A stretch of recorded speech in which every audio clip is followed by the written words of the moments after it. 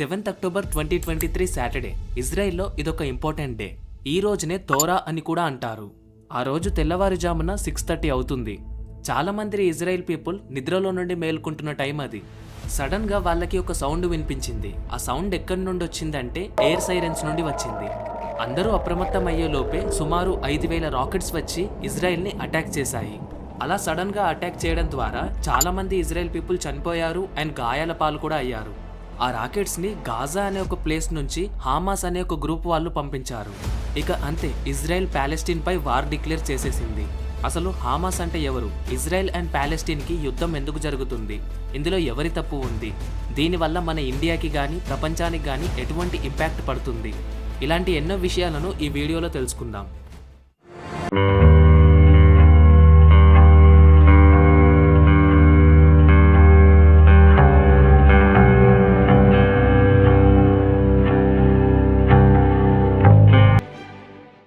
Israel Palestine war గురించి తెలుసుకోవాలి అంటే మనం ముందుగా ఆ వార్ వెనుక ఉన్న హిస్టరీ తెలుసుకోవాలి. ఆ హిస్టరీ చాలా పెద్దది. నేను మీకు అర్థమయ్యేలా చిన్నగా కట్ చేసి చెప్తున్నాను. ఇక్కడ కనిపించే ఈ మ్యాప్ చూడండి. 1946లో ప్యాలెస్టీన్ ఇలా ఉండేది. ఇప్పుడు ఈ మ్యాప్ చూడండి, ఇది కూడా ప్యాలెస్టీనే, కానీ 2023లో ఇలా మారిపోయింది. అండ్ ఇక్కడ ఇలా ఎక్స్ట్రాగా కనిపించే ఈ రెండు ప్లేసెసే గాజా అండ్ వెస్ట్ బ్యాంక్. అంత పెద్దగా ఉన్న ప్యాలెస్టీన్ ఇలా భాగాలుగా వీడిపోవడానికి రీజన్ ఏముంటుందో ఇప్పుడు చూద్దాం. హిందూస్ అని ఒక గ్రూప్ ఆఫ్ పీపుల్ లాగా మనం ఎలా అయితే ఉన్నామో, జ్యూస్ అని కూడా ఒక గ్రూప్ ఆఫ్ పీపుల్ ఉన్నారు. హిందూ, ముస్లిం, క్రిస్టియన్ ఇవన్నీ మతాలు కదా, అలాగే జ్యూస్ కూడా ఒక మతం. ఇక్కడి నుండి అసలు స్టోరీ స్టార్ట్ అవుతుంది. కొంచెం జాగ్రత్తగా వినండి. 1986లో ఆస్ట్రియా హంగేరియన్ జర్నలిస్ట్ అయిన థియోడర్ హజిల్ అనే ఒక అతను ఒక పొలిటికల్ మూవ్మెంట్ ని స్టార్ట్ చేశాడు. దాని పేరే జియోనిజం. జియోనిజం యొక్క మెయిన్ మోటో ఏంటి అంటే జ్యూస్ కోసం ఒక సపరేట్ కంట్రీని తయారు చేయడం. ఇది ఇతను స్టార్ట్ చేసింది మాత్రమే కాదు, అంతకుముందే చాలా మంది జ్యూస్ వాళ్ళ కోసం ఒక సపరేట్ కంట్రీ కావాలి అని కోరుకునేవారు. అందులో భాగంగా ఈ జ్యూస్ అందరూ ప్యాలెస్టీన్ కి వలస వెళ్లారు. వాళ్ళు ప్యాలెస్టీన్ నే సెలెక్ట్ చేసుకోవడానికి గల కారణం ఏంటి అంటే అక్కడ జెరూసలం అనే ఒక ప్లేస్ ఉంది. అది జ్యూస్ కి పవిత్రమైన ప్లేస్. ఈ పర్టికులర్ టైంలో ఇజ్రాయెల్, గాజా, వెస్ట్ బ్యాంక్ అని ఏం డివైడ్ అయి లేవు. మొత్తం ఒకటే ప్లేస్లో ఉండేవి అండ్ ఆ ప్లేసే ప్యాలెస్టీన్. 1900స్లో ఈ ప్యాలెస్టీన్ ఏరియా మొత్తం ఓటోమన్ ఎంపైర్ కింద ఉండేది. ఇక్కడ ముస్లిమ్స్, క్రిస్టియన్స్, జ్యూస్ కలిసి ఏం ఇబ్బందులు లేకుండా ఉండేవారు. 1915-16 కాలంలో అంటే వరల్డ్ వార్ 1 టైంలో Britain, French, Arab countries Ottoman empire పై యుద్ధం చేస్తున్నాయి.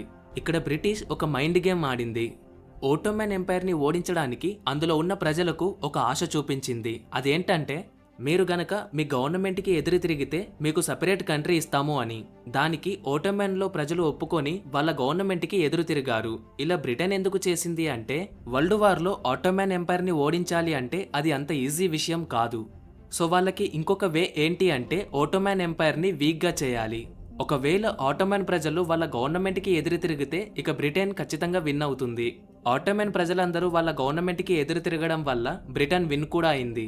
అండ్ అలాగే ఇచ్చిన మాట ప్రకారం ఆటోమన్ ఎంపైర్ లో ఉన్న ప్రజలందరికీ ఒక్కొక్క కంట్రీ డివైడ్ చేసి ఇచ్చేసింది. అందరికైతే సపరేట్ గా కంట్రీస్ ఇచ్చేసింది, కానీ ప్యాలెస్టీన్ ని మాత్రం బ్రిటన్ తన కంట్రోల్లోనే ఉంచుకుంది. ఎందుకు అంటే ప్యాలెస్టీన్ అసలైతే ముస్లిమ్స్ యొక్క కంట్రీ, కానీ జ్యూస్ అక్కడికి వలస వచ్చారు. అప్పుడు ప్యాలెస్టీన్ వాళ్ళు ఏమీ అనలేదు, కానీ తర్వాత జ్యూస్ కి సపరేట్ కంట్రీ ఇస్తా అంటే ఈ ముస్లిమ్స్ చాలా పెద్ద గొడవలు చేశారు. మా ప్లేస్ వాళ్ళకి ఎలా ఇస్తారు అని అపోజ్ చేశారు. అసలు ప్యాలెస్టీన్ కి జ్యూస్ ఎందుకు వచ్చారు అంటే జర్మనీలో ఈ టైంలోనే హిట్లర్ పవర్లోకి వచ్చాడు. మనకి హిట్లర్ గురించి తెలిసిందే కదా. హిట్లర్ కి జ్యూస్ అంటే అస్సలే నచ్చదు. దానికి ఒక రీజన్ కూడా ఉంది అండ్ అది ఇప్పుడు అంత ఇంపార్టెంట్ ఏం కాదు.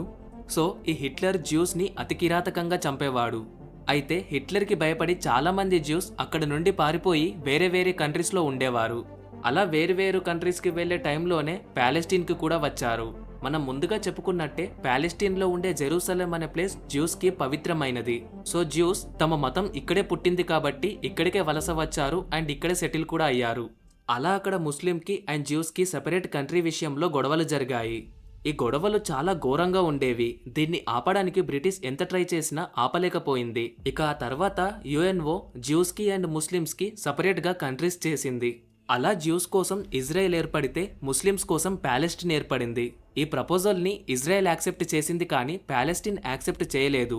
ఎందుకంటే యుఎన్ఓ ఇజ్రాయెల్ పీపుల్ కి ఎక్కువ ప్లేస్ ఇచ్చింది అండ్ ఎక్కువ ముస్లిం ప్రజలు ఉన్న ప్యాలెస్టీన్ కి తక్కువ ప్లేస్ ఇచ్చింది. అండ్ ప్యాలెస్టీన్కి అలాట్ చేసిన ప్లేసెస్ అన్నీ ఒక్క దగ్గర ఉండేవి కాదు, ఒక్కొక్క పార్ట్ ఒక్కొక్క దగ్గర ఉండేది. అందులో భాగాలే ఈ గాజా అండ్ వెస్ట్ బ్యాంక్. ఇక అప్పటి నుండి వీళ్ళిద్దరి మధ్య యుద్ధం కొనసాగుతూనే ఉంది. ఇది వార్ వెనుక ఉన్న అసలు రీజన్. ముందుగా చెప్పుకున్నట్టే ప్యాలెస్టీన్లో గాజా అనే ఒక ప్లేస్ ఉంది. ఇక్కడ ఉండే ముస్లిమ్స్ని హామాస్ అని అంటారు. హామాస్ అంటే ఇది ఒక మిలిటెంట్ ఆర్గనైజేషన్. ఇది 2007 నుండి గాజాని కంట్రోల్ చేస్తుంది. ఈ హామాస్ ఎటువంటి ఇంటిమేషన్ లేకుండా ఇజ్రాయెల్పై అటాక్ చేసేవారు. చెప్పి చేస్తే అది యుద్ధం అవుతుంది, చెప్పకుండా చేస్తే అది టెర్రరిజం అవుతుంది. అందువలన యూరోపియన్ కంట్రీస్, యుఎస్ హామాస్ని ఒక టెర్రరిస్ట్ గ్రూప్ లాగా కన్సిడర్ చేసేవి. అసలు హామాస్ అంటే ఇదొక ఇస్లామిక్ రెసిస్టెన్స్ మూమెంట్. ఇది 1987లో స్టార్ట్ అయింది. వీళ్ళ మెయిన్ ఐడియాలజీ ఏంటి అంటే ప్యాలెస్టీన్ ఏరియాని ఇజ్రాయెల్ ఆక్యుపై చేసుకోకుండా సేవ్ చేయడం అండ్ అలాగే ఇజ్రాయెల్ని ఆక్యుపై చేయడం. గత 30 సంవత్సరాలుగా హామాస్ ఇజ్రాయెల్పై వైల్డ్ అటాక్స్ చేస్తూనే ఉంది. 1988 నుండి ఇప్పటి వరకు 87 సార్లు అటాక్ చేశారు అని రికార్డ్స్ చెప్తున్నాయి. దీనివల్ల ఇజ్రాయెల్ పీపుల్ ఎప్పుడు టెర్రర్ అటాక్స్కి భయపడుతూ ఉండేవారు. ఇవి ఎలా ఉండేవి అంటే దీనికి ఒక ఎగ్జాంపుల్ చెప్తాను. అదే 1973 యోమ్ కిపూర్ వార్. ప్యాలెస్టీన్కి ఈజిప్ట్ మరియు సిరియా సపోర్ట్ చేసేవి, ఎందుకంటే ఇవి కూడా ముస్లిం కంట్రీసే కాబట్టి. సో ఈజిప్ట్ మరియు సిరియా ఇజ్రాయెల్ పైన 6 అక్టోబర్ 1973 రోజు అటాక్ చేశారు. యోమ్ కిపూర్ అంటే ఈ రోజు ఇజ్రాయెల్లో ఉండే జ్యూస్కి ఒక స్పెషల్ డే, అంటే ఒక ఫెస్టివల్ లాగా అన్నమాట. ఈ రోజు 2000 ఇయర్స్ ఓల్డ్ ట్రెడిషన్ని ఫాలో అవుతూ వైన్ తాగుతూ జెరూసలంలో సెలబ్రేట్ చేసుకుంటూ ఉంటారు. అండ్ కరెక్ట్గా అదే రోజు ఈజిప్ట్ అండ్ సిరియా అటాక్ చేశారు. ఈ వార్ వల్ల ఇజ్రాయెల్ యొక్క 2600 సోల్జర్స్ చనిపోయారు అండ్ అలాగే 12,000+ సోల్జర్స్కి ఇంజురీస్ కూడా అయ్యాయి. అంత సడన్గా అటాక్ చేసినా కూడా, అంత లాస్ వచ్చినా కూడా ఇజ్రాయెలే ఈ వార్ విన్ అయింది. ఇప్పుడు 2023లో వార్ ఎలా స్టార్ట్ అయిందో చూద్దాం. ముందుగా చెప్పుకున్నట్టే గాజాలో హామాస్ ఉండేవారు. ఈ హామాస్ యొక్క లీడర్ పేరు మహమ్మద్ డైఫ్. హామాస్ ఇజ్రాయెల్పై సడన్గా 5,000 రాకెట్స్తో అటాక్ చేశారు. ఈ ఆపరేషన్ పేరే ఆల్ అక్సా స్ట్రోమ్. మహమ్మద్ డైఫే ఈ ఆల్ అక్సా ఆపరేషన్ని డిక్లేర్ చేశాడు. ఒకేసారి 5,000 రాకెట్స్తో అటాక్ చేయడం ద్వారా ఇజ్రాయెల్కి చాలా పీపుల్ అండ్ ప్రాపర్టీ డ్యామేజ్ అయింది. నిజానికి ఇజ్రాయెల్ దగ్గర ఒక పవర్ఫుల్ డిఫెన్స్ సిస్టమ్ ఉంది. దాన్నే ఐరన్ డోమ్ సిస్టమ్ అని అంటారు. దీని ప్రత్యేకత ఏంటి అంటే ఎప్పుడైతే ప్యాలెస్టీన్ నుండి మిజైల్స్ అండ్ రాకెట్స్ వస్తాయో ఈ ఎయిర్ డోమ్ సిస్టమ్ వాటిని డిటెక్ట్ చేసి గాలిలోనే డిస్ట్రాయ్ చేస్తుంది. కానీ ఒకేసారి 5,000 రాకెట్స్ రావడం వల్ల ఈ ఎయిర్ డోమ్ సిస్టమ్ కూడా వాటిని ఆపలేకపోయింది. దీనివల్ల 250 ఇజ్రాయెల్ పీపుల్ చనిపోయారు అండ్ 1,590 మందికి గాయాలు కూడా అయ్యాయి. అసలు హామాస్కి ఇంత పవర్ఫుల్ వెపన్స్ కొనడానికి మనీ ఎలా వచ్చింది అంటే హ్యూమెనిటేరియన్ గ్రౌండ్స్ కింద అమెరికా వీళ్ళకి మనీ ఇస్తుంది. కానీ ఈ మనీ కరెక్ట్ పర్సన్స్ హ్యాండ్స్లోకి వెళ్లకుండా హామాస్ హ్యాండ్స్కి వెళ్తుంది. ఆ మనీతోనే వీళ్ళు వెపన్స్ కొంటున్నారు. ఇప్పుడు ఈ వార్ వల్ల ఇండియాకి అండ్ వరల్డ్కి ఎలా ఇంపాక్ట్ పడుతుందో చూద్దాం. ఈ వార్ వల్ల ఓన్లీ ఇండియాకే కాదు, వరల్డ్కి కూడా చాలా ప్రభావం పడుతుంది. జస్ట్ 4 డేస్లోనే క్రూడ్ ఆయిల్ ప్రైజెస్ 4% హైక్ అయ్యాయి. అలాగే ఇండియా నుండి ఇజ్రాయెల్కి $7.89 బిలియన్ ఎక్స్పోర్ట్స్ జరుగుతుంది అండ్ ఇజ్రాయెల్ నుండి ఇండియాకి $2.13 బిలియన్ ఇంపోర్ట్స్ జరుగుతాయి.